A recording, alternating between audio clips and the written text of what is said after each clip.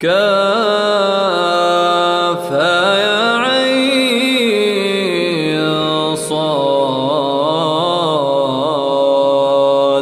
ذكر رحمة ربك عبده زكريا إذ نادى ربه نداء خفيا قال رب إني وهن العظم مني واشتعل الرأس شيبا ولم أكن بدعائك